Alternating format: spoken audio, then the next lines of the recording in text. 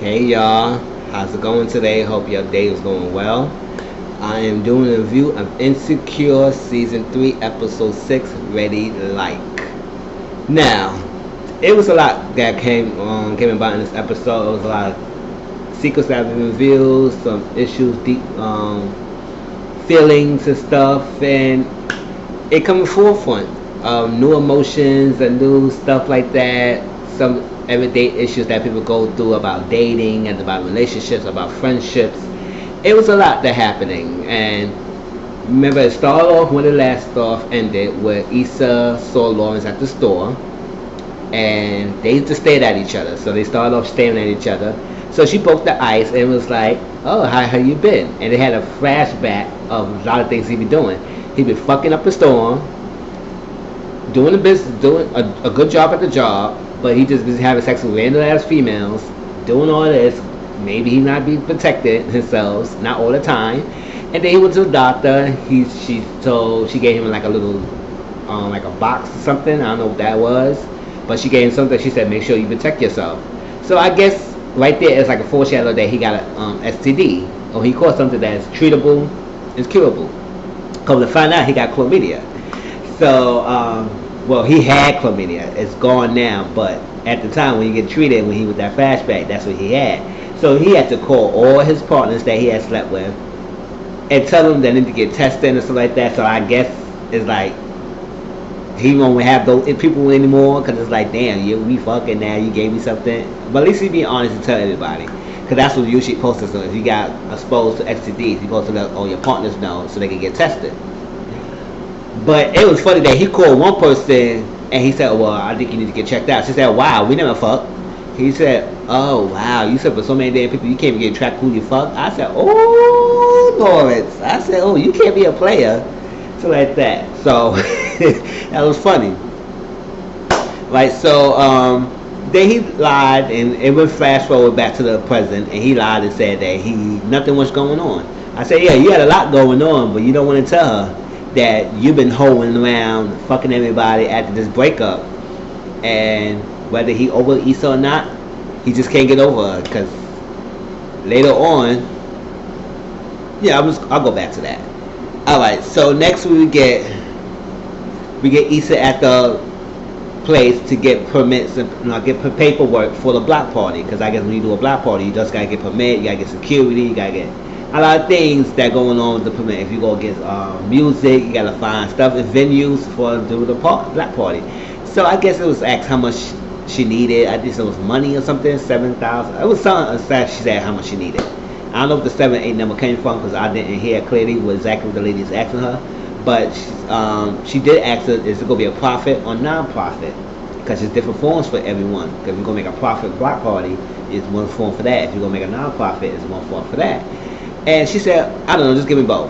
So the lady was like, "You know what, let me tell you right now, don't try and do too much. I see this thing going on, it doesn't work well for a lot of people." I think she just like not really feeling her job right now, because she just like be mad truthful. So she said, "Don't even do this, don't even worry about it, you stressing yourself out for nothing, don't try, it's not gonna work out." So Lisa said, "I'm planning to do things and other stuff," and she asked him, "When you go plan to do this, like when sometime the next year?" She said, "Well, I can't plan to do it a couple of months." She said, "Oh, that's not gonna work, because you gonna get the permits, you gotta get the security, you gotta get an alcohol license, you got stuff, and you know, think if you gonna do a music and a live band, you know, people want to drink, right?" So and then the lady used to say something in her Spanish, but you know when they get upset and all that stuff, and they say their stuff in Spanish, their own language. She said, "I don't know what you said, but God knows what you said." So like, kind of curse you out, like you getting on her nerves. So Lisa said, "Can I just put that stuff like now?" She said, "No." Next. I was like, "Damn, girl, like you really angry at your job or something? Calm down. What the fuck? You just crushed this girl's dreams of a block party." But it is what it is. So she went outside, talked to Nathan, and I guess her and Nathan is getting really close to Chimney now. And he said, "Don't worry about it, it's good. It's a lot of paperwork, but you got this." And encouraging her, kiss her. It's like a good supporter guy would be. And he told Issa to tell your friend Marty to pick up your jacket, because Andrew tried to reach her. She said, "Okay, I'll let her know everything." And he said everything be cool. So later on, Nathan and Issa was in the bed, and they were just talking. She was looking at of Inglewood and the blocks and everything, and was saying different things. And he just kind of spaced out. Like he was like in a deep thought. Because sometimes when you just in deep thought, you just think about something, and you know people can tell that you think about something, and they say, "What you thinking about?" And so he said, "I just want to know." He said something. How you know it was real? She said she was saying something. She didn't catch it what he was really saying. But then he said, "No, not that." He said, "How do you know me and you? How do you know it's real between us?" And I guess he started catching feelings for Issa, and Issa was like, "You just know, you just know, and me, and you, this is real." And he said he kind of like her. She likes him too. That she was trying to play it off. She said, "Oh, we don't say some shit like that."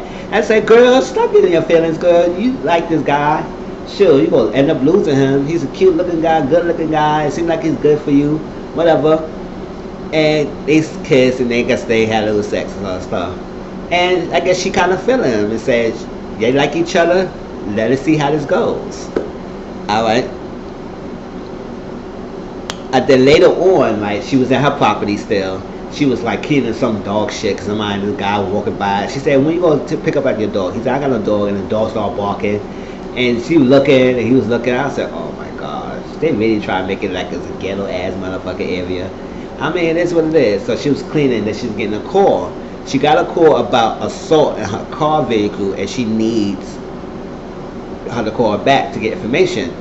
So that's what she texted Nathan about the assault in the car and give her a call back. I guess that guy reported it. Reported that he got messed up in the car, and then she texted Nathan that. So I was like, oh, something like that. Next we get Molly at work. She got a text from Issa telling us that Andrew got your jacket. Stop playing him. Stop ducking, dodging. Get your jacket. She said, "I know. I just been embarrassed. I made a complete fool in front of him." I mean, you took Molly, so what the fuck he think he was gonna do? He understand what's going on. It's a party drug, and stuff like that. So they finished the text, and then the assistant came in, got her stuff for Molly for, I guess, for the gift for the baby shower, stuff that she needs to do for the baby shower, and she said thank you for that. And then the lady started talking about her life, and Molly didn't really care. Told her to reschedule her appointment for something else and go on.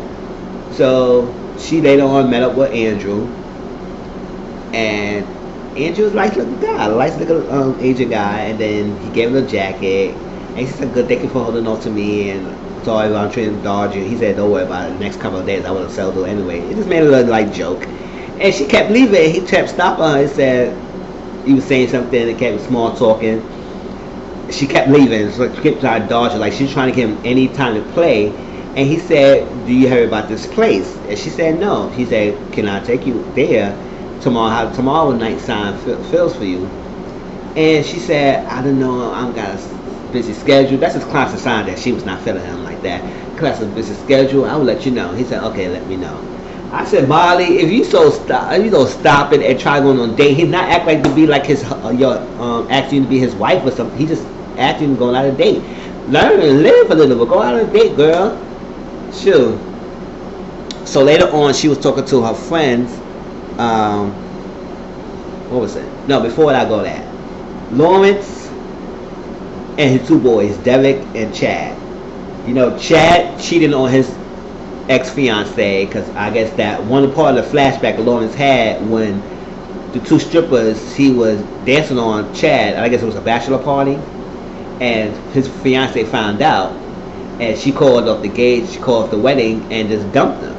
And so he upset about that because he had sex with the girls. I mean, he titty fucked the girls and all that stuff, and she didn't like that. It was still cheating. So he was in the feelings like he was like that. She should have got over it. I apologize. She should have taken me back and everything. And it's what it is. It's like, oh, and then he tried to deflect and say he the one who dumped her because she was doing too much. It's not to deflect. Now you was the reason why your relationship broke up, not her.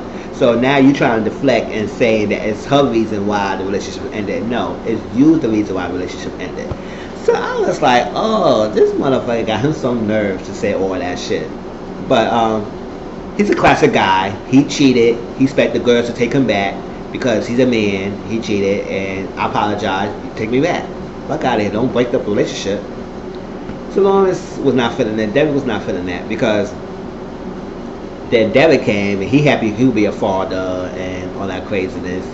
And he said, because Chad was saying his wife should take his ex fiance should take him back.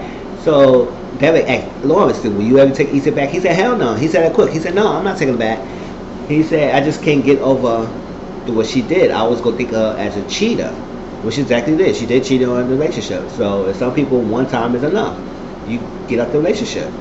And especially when he was on his low and he was trying to do better for himself, which he's doing better now. But at the time, Issa could not wait until he got himself better, even though it took a long time for him to get to that point. She cheated, and he can't get over that fact. So he said he would never take her back. Now, he said, well, because she did a hoe. She's a hoe. And he said, no, she's not a hoe. She just did a hoe-ish thing. And I said, good thing for her, because just because she stepped out of a relationship and she cheated doesn't make her a hoe. Issa's not a hoe. She did a whole rotation after the fact she got with Lawrence, but she was with Lawrence for like 5+ years. So that doesn't make her a hoe. She just stepped out of a relationship and then cheated. She a cheater. She cheated at one time, but she's not a hoe. And Derek asked Chad, he said, did you do the same thing to Leah? He said, well, it's not the same thing. It's like that because she's a hoe. I said, this is the double standard that we're going for. This is one of the issues that they brought up. It's like this double standard that men have against women. It's like a man cheated, the woman should take him back. Like he said that, oh, she should have took me back because I apologize. Whatever it is, what it is. She should have done me. We should have kept going. And I said, oh, he shouldn't take Issa back because she a hoe and she cheated and all that stuff. So she didn't take her back, but the girl should take me back. That's a double standard. It goes both ways. If you cheated, the girl shouldn't take you back. If that's her breaking point, she shouldn't take you back, no matter how much you apologize because you're a man. So that's a double standard they had with that. I would say, really, motherfucker? Like, come on now.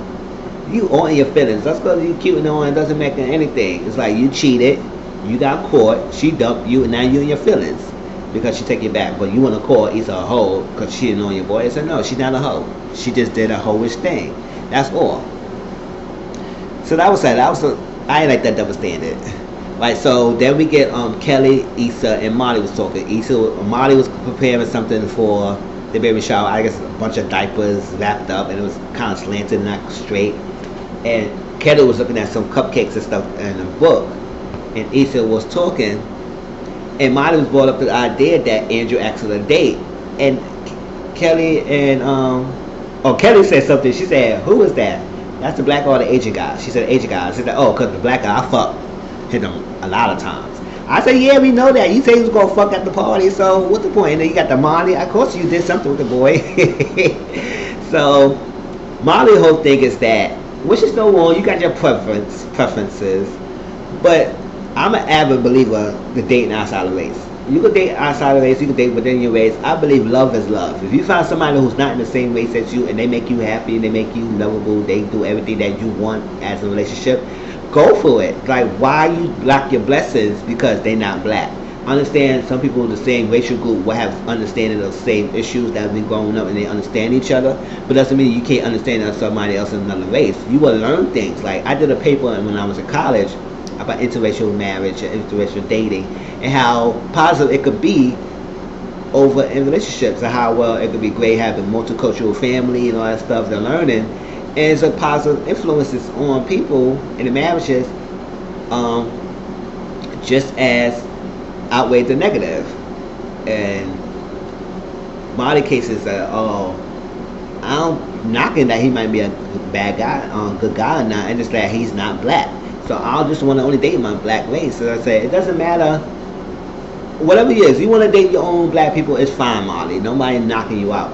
But it was only a date. Nobody tell you should not date the guy and see what it is, because you might not never know. He might be the one for you. You will never know because you so limited within your race.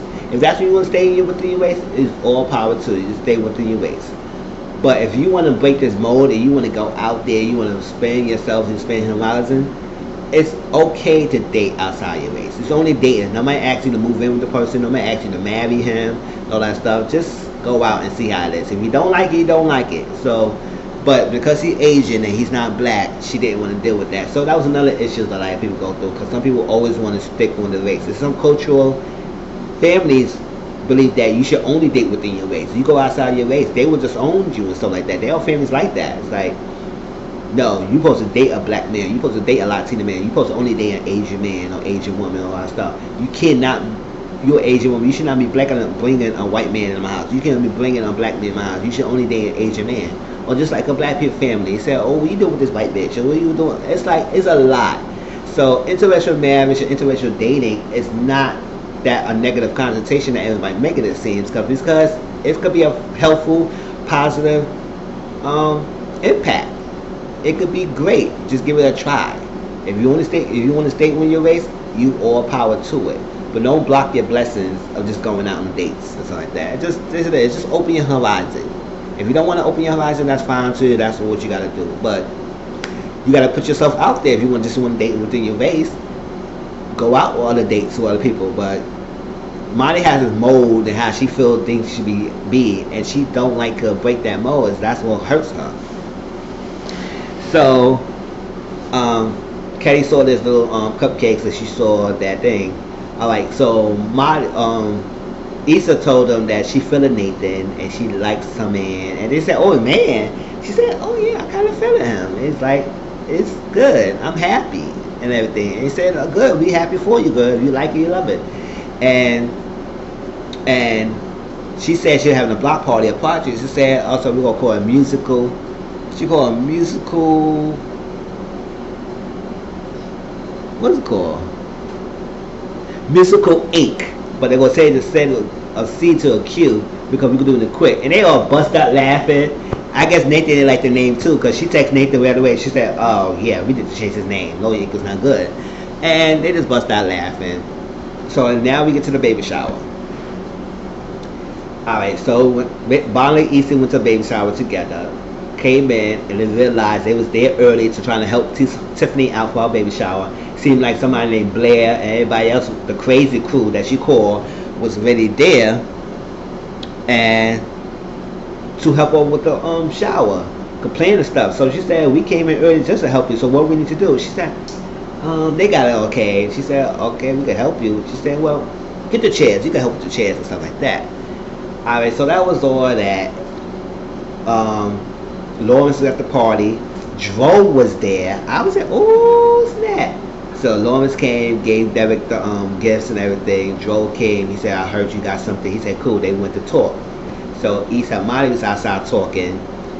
Issa was trying to text and was calling Nathan, and he's not picking up the phone. His voice don't have no voicemail messages. So I don't know what's going on. It's like when she texted him about that thing about the lift in the accident. I guess since he loved her so much, or he likes her so much, he went down there and gave his statement, because later on it was a call of that same company that called back. He said, don't worry about that, the investigation is closed. Nathan came down, he gave a statement, and she was looking at the thing and it was like, oh snap. She was calling and texting him, and now he was start responding, and that's maybe that's the case. When she texted him, he didn't respond because he went down a statement. I don't know if they arrested him or what. They pressed charges. They got his phone, but it looked like he gave a statement. They arrested him. They did something to him. So hopefully we get more update with Nathan. And I was like, damn. He heard about this, about his girl that he likes. She texted him. She worried about the investigation. So he went down and gave a statement. I said, that's good for him to do that. But damn, this love story should not end. Issa need to win. We need to win with Issa. Alright, so Issa went to talk to Lawrence, and she was like, they had some little small talk, and then said she told him that she quit her job, and because he saw Frida and everything, and she said it was time to change, and she was inspired, and she just had to do a new thing. He said, okay, I'm happy for you, and she happy for him that he making it work, and so proud of that. He succeeded, and he's working, he's doing a good job, and he never told her about the STD and all that stuff, but they kept their cool and casual, and it seemed like Issa said she finally over him. Lawrence, Molly asked Issa, how do you feel about him? She said, you know what, I'm cool, I'm finally over him. I mean, he's good and everything. I always go love him. He was my first and everything, or it was a long relationship, but I'm finally over him, so I'm moving on. So Molly took her out there to go to Dro, and she wanted to say something, and he was ready to say something. He said, "Oh, we speaking terms now. There's no boundaries, all that stuff like that." And he said, "Oh, I came over here to talk to you. That's what you gonna say?" He said, "So be it." And then she just walking. She never mind. He's never mind. He was on his feelings, and everything. I don't know. I really don't know, because now we kind of find out Candace came back. I'll say finally we get Candace. It's like, come on, we need to know if this was true or not. What they had a plan, if she knew about this open relationship and stuff, and he was having sex with Molly, all that stuff, because craziness. So when she found that, she decided, when she saw Candace there and noticed that it is a reality of her that Dro is not really that available anymore, she texts Andrew. She said her schedule changed. Is his opportunity still stands. I don't think he hit back yet, but hopefully next episode we get an answer. And I said, ooh, that's a craziness. Now this is another part that got me fucked up with Tiffany, because I said, Tiffany, you fucked up for doing this, right? This is not. That's what I'm gonna say about friendship. It was tested.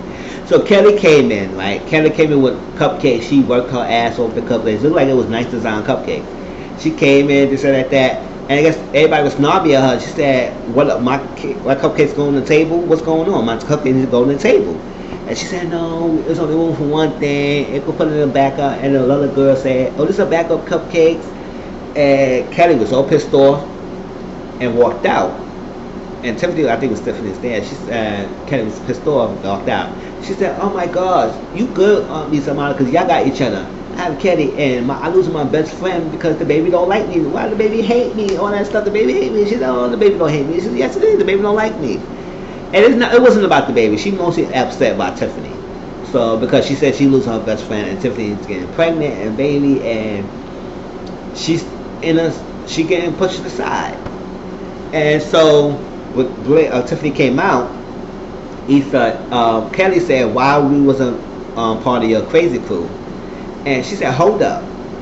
None of y'all ever asked me to plan the thing." And when Blair talked to me, and I hold off because I was hoping that one of y'all to do it. So Marty and Issa gave excuses. Issa said she was broke, she couldn't do it, all that stuff. She had a lot of things going. Marty said she was changing jobs, changing jobs, and all to report to it. But Issa said it's not like you would have us plan it. She said I probably wouldn't, but we could have fake planned it together. But Kelly said, "Well, this bitch got problems. When I asked you and I told you I want to do it, you said everything was under control." She said, "Yeah, I did and everything." She said, "So why I couldn't plan it?" She said, "Because Blair's the mother." And I said, "Whoa, you said that?" So Kelly said, "Because I'm not a mother, I can't plan your baby shower." It's like I have no opportunities and no qualities to plan your baby shower. She said, "You can." She said, "You can, but," and she didn't want to say nothing. I said, "Well, because what is your issues with Kelly?"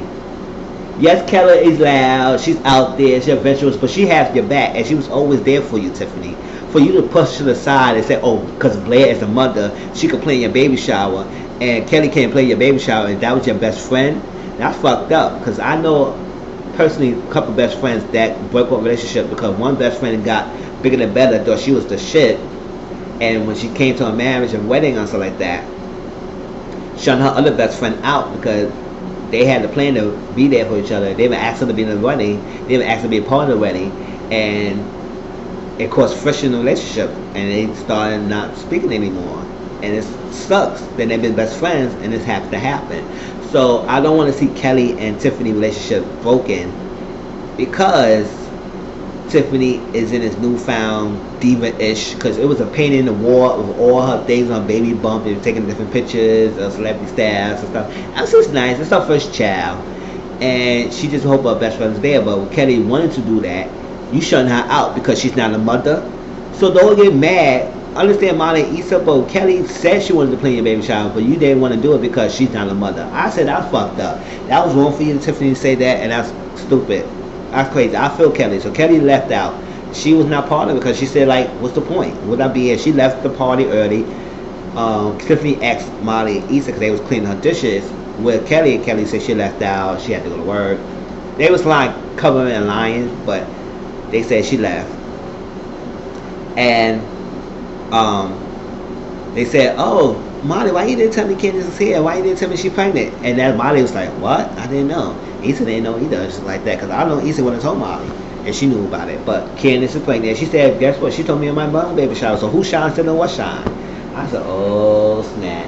So Joe and Candace pregnant, having a baby. I said, oh, snap. And wonder why he's on his feelings. He's stepping away and stuff like that. I said, oh, okay.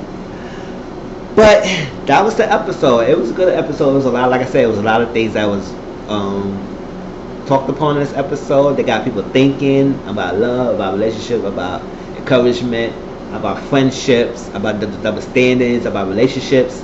It was a lot. So I can't wait till next week. Please like, comment, subscribe to my channel. My channel is Mizzle 14. I am Tom Mizzle, and I'll talk to y'all later. Peace.